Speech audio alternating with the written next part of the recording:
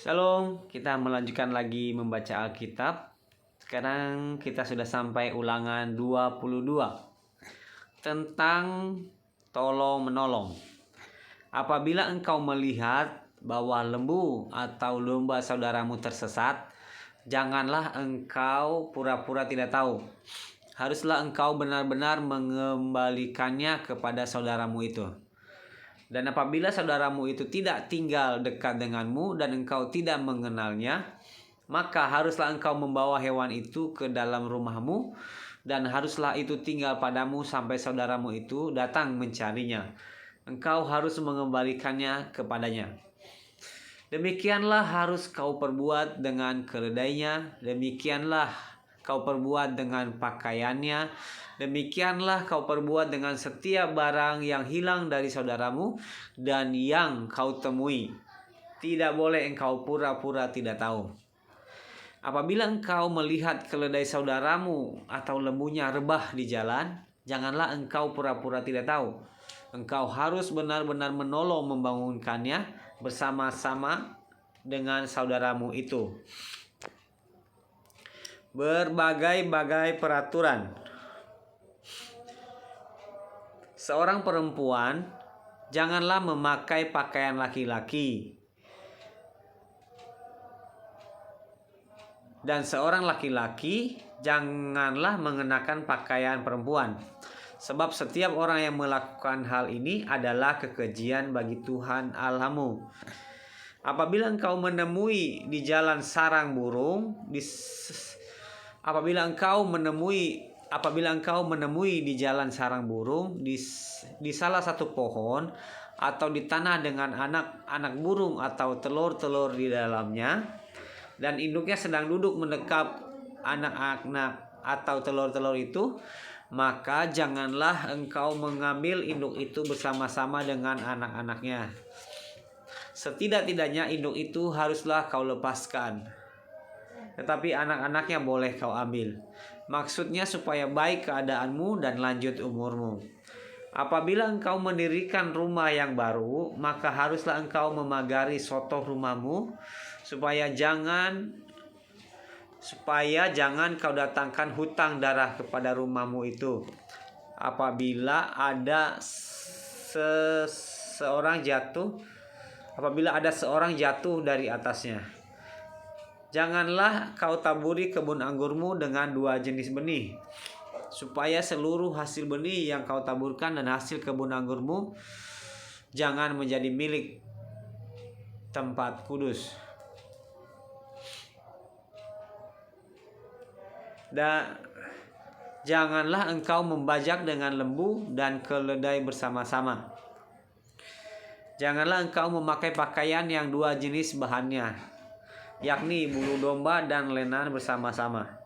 Haruslah engkau membuat tali yang terpilih pada keempat puncak kain penutup tubuhmu. Hukum perkawinan. Apabila seseorang mengambil istri dan setelah menghampiri perempuan itu menjadi benci kepadanya, menuduhkan kepadanya perbuatan yang kurang senonoh, dan membusukkan namanya dengan berkata, perempuan ini kuambil menjadi istriku, tetapi ketika ia kuhampiri, tidak ada kudapati padanya tanda-tanda keperawanan, maka haruslah ayah dan ibu gadis itu memperlihatkan tanda-tanda keperawanan gadis itu kepada para tua-tua kota di pintu gerbang. Dan ayah si gadis haruslah berkata kepada para tua-tua itu, aku telah memberikan anakku kepada laki-laki ini menjadi istrinya. Lalu ia menjadi benci kepadanya. Dan ketahuilah, ia menuduhkan perbuatan yang kurang senonoh dengan berkata, tidak ada kudapati tanda-tanda keperawanan pada anakmu. Tetapi inilah tanda-tanda keperawanan anakku itu. Lalu haruslah mereka membentangkan kain itu di depan para tua-tua kota. Maka haruslah para tua-tua kota itu mengambil lelaki itu, menghajar dia, mendenda dia 100 sikal perak, dan memberikan perak itu kepada ayah si gadis, karena laki-laki itu telah membusukkan nama seorang perawan Israel. Perempuan itu haruslah tetap menjadi istrinya selama hidupnya. Tidak boleh laki-laki itu menyuruh dia pergi.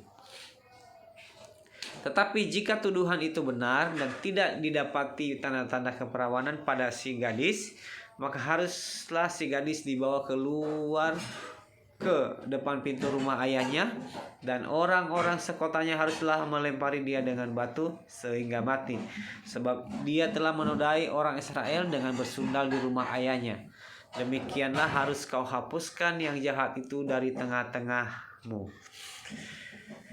Apabila seseorang kedapatan tidur dengan seorang perempuan yang bersuami, maka haruslah keduanya dibunuh mati. Laki-laki yang telah tidur dengan perempuan itu dan perempuan itu juga.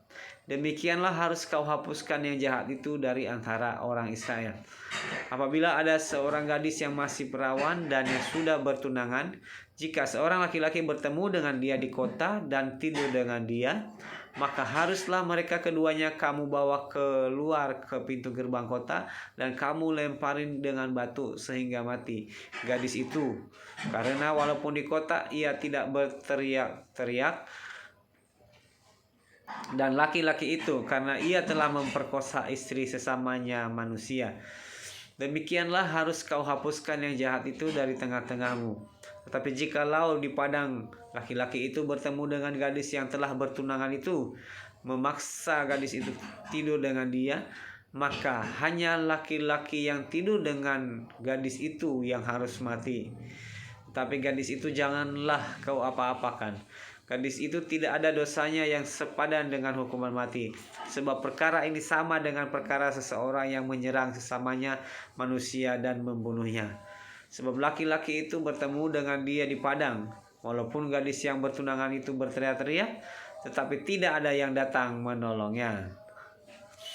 Apabila seseorang bertemu dengan seorang gadis yang masih perawan dan belum bertunangan, memaksa gadis itu tidur dengan dia dan keduanya kedapatan, maka haruslah laki-laki yang sudah tidur dengan gadis itu memberikan 50 sikal perak kepada ayah gadis itu, dan gadis itu haruslah menjadi istrinya. Sebab laki-laki itu telah memperkosa dia. Selama hidupnya tidak boleh laki-laki itu menyuruh dia pergi.